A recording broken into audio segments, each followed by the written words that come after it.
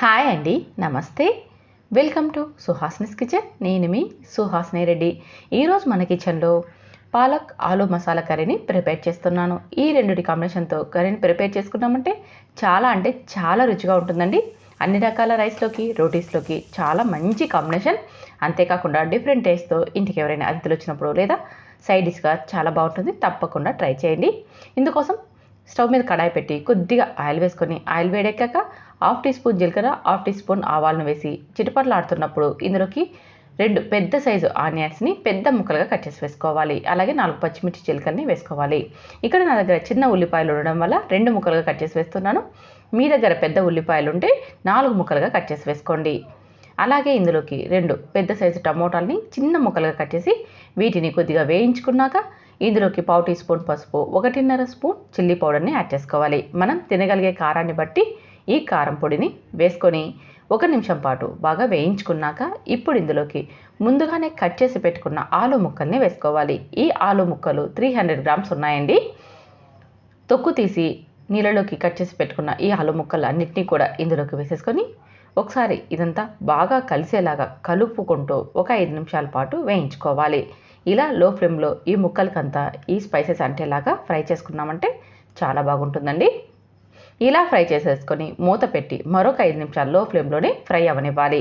ఇవి ఫ్రై అయ్యేలోపు మరొక స్టవ్ మీద ప్యాన్ పెట్టి అందులోకి 1 స్పూన్ ధనియాలు, 1/2 టీ స్పూన్ సోంపు, అలాగే మనం తినగలిగే కారాన్ని బట్టి స్పైసెస్ అన్నీ యాడ్ చేసుకోవాలి. అంటే చెక్క, ఇలాచి, బిర్యానీ ఆకు, లవంగం ఇలా అన్నమాట. మనం తినగలిగే కారాన్ని బట్టి 1 లేదా 2 చొప్పున వేసేసుకొని చిన్న మంట మీద బాగా వేయించి చల్లారనివ్వాలి. చూడండి, స్పైసెస్ అప్పటికప్పుడు మనం వేయించి దంచి కర్రీలోకి వేసుకొని తిన్నామంటే ఆ స్మెల్ కానీ ఆ టేస్ట్ కానీ చాలా బాగుంటుందండి. ఎప్పుడైనా సరే మనం ఇలా గరం మసాలాని అప్పటికప్పుడు తయారు చేసుకున్నామంటే కర్రీ అనేది టేస్ట్ చాలా బాగుంటుంది.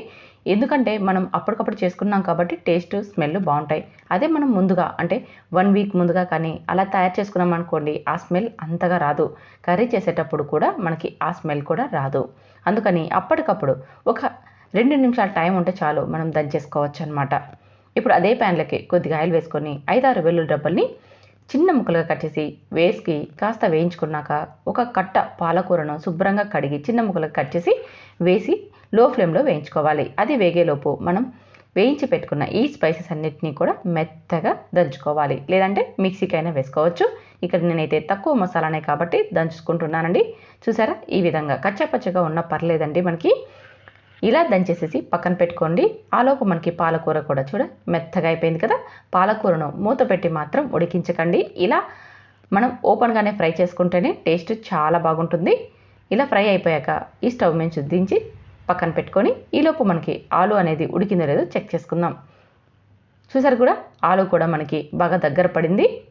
అంతేకాకుండా ఉడికిందో లేదో చెక్ చేసుకుందాం. చూసారా, 80% దాకా ఆలు కూడా బాగా ఉడికిపోయింది. ఇప్పుడు ఇందులోకి మనం వేయించుకున్న పాలకూరను దంచి పెట్టుకున్న ఈ గరం మసాలాని వేసేసుకోవాలి. అలాగే రుచికి సరిపడా ఉప్పును కూడా వేసి ఈ మసాలా అంతా ముక్కలకి అంటేలాగా మరొక 2 లేదా 3 నిమిషాల పాటు లో ఫ్లేమ్లో బాగా ఫ్రై చేసుకోవాలి. ఎప్పుడైనా సరే మనం స్పైసెస్ని అప్పటికప్పుడు దంచి వేసుకున్నామంటే ఆ స్మెల్ చాలా బాగుంటుందండి. ఇలా కర్రీని వేయించుతుంటేనే తిందామా అనే అంత స్మెల్తో చాలా బాగుంటుంది. ఒక్కసారి మీరు కూడా అప్పటికప్పుడు ఇలా గరం మసాలాని వేసి చూడండి. ఇప్పుడు ఇందులోకి గ్రేవీకి సరిపడా వాటర్ని యాడ్ చేసుకోవాలి. ఎక్కువ గ్రేవీ అనేది అవసరం లేదు, కాస్త గ్రేవీగా ఉంటే సరిపోతుంది. 1 గ్లాస్ దాకా వాటర్ని యాడ్ చేసి కలిపి మూత పెట్టి మరొక 5 నిమిషాల పాటు లో ఫ్లేమ్లో ఉడికించుకోవాలి. ఆల్రెడీ మనకి 80% దాకా ఆలు ఉడికాయి కాబట్టి ఇప్పుడు ఒక 5 నిమిషాలు ఉడికించుకుంటే సరిపోతుంది.